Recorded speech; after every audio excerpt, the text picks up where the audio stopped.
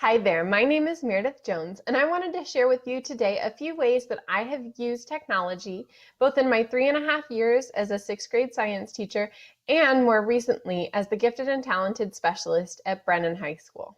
One thing that you should know about me is that I have a passion for learning, and I got into teaching to bring that passion to my students.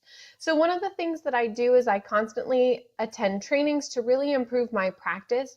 I love sharing my practice and what I've learned with other teachers, and then helping all of us bring it together to our students so all of our students can be successful in the classroom. So let's get started. As a teacher with a passion for learning, one of the greatest parts of my summer has been the opportunity to attend multiple professional developments, including Northside's Engagement Academy. I loved learning about new ideas and really how to implement them, like talking about PBLs and how to incorporate them in the classroom. I also loved that I was able to share my experience with other teachers who maybe hadn't used certain resources before, like the upsides and pitfalls of using an application like Socrative for common assessment, and how teachers could tweak it to make it work for their classroom. This summer, my administration invited me to attend the PLC conference, and one of the biggest takeaways was that we need to ensure learning for all students and make sure that all students are learning to mastery. One of the best tools that we have for this is data collection, and it was such a great reminder that we have tools like Socrative and Google Forms that can really help us collect data, and then Google Sheets to help us analyze that data to make sure that we're refining our teaching and making it the best that we can for all students to be successful in our classrooms.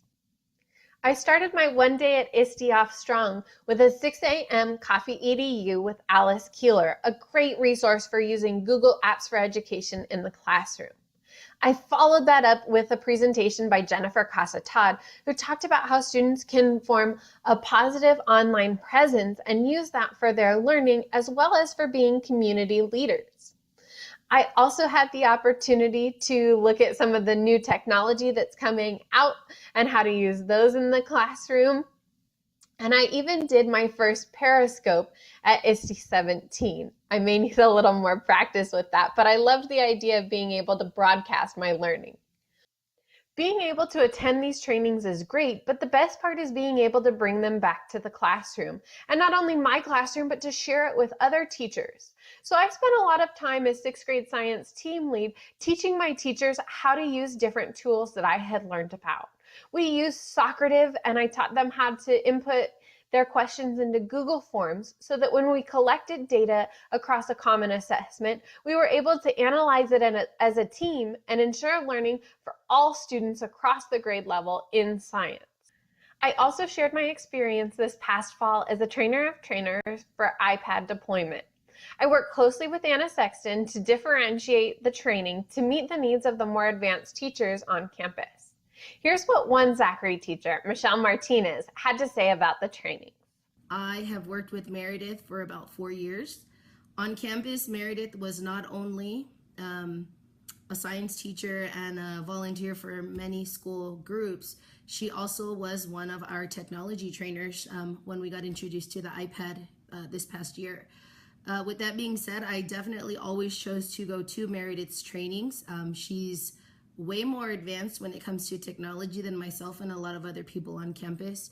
She has a great way of sharing her views and her ideas on how to use technology in the classroom regardless of your content. While I love using Google Classroom for sharing a breadth of resources, including YouTube playlists and Google Docs where I can give students immediate feedback, I found that parents still come to me asking for ways to help their students either extend their learning beyond what we've done in class or enrich their learning and help them solidify subjects that maybe are a little more abstract and they need some extra resources to help make it more concrete. So I put together a Weebly website to help with this. So on this page, one of the things that my students really struggled with was evidence of a chemical reaction. I put together a bunch of YouTube videos and a YouTube playlist to help students understand the concepts and see actual examples of the physical changes that take place and the chemical changes that can take place in different reactions. I also put together a Quizlet that I shared on the page and found a digital lab that would help students practice with that. In addition, I found games and other resources that would help students out and maybe wouldn't take me as long to create since they were already existing and might take students a little bit beyond what we were doing in the classroom if they were looking for a way to extend their learning. I love Weebly and the easy to use format, but I'm also excited to explore Google Sites just a little bit more. That's all I have to share for today. Thank you so much for taking the time to watch my video, and I look forward to the opportunity to meet with you soon.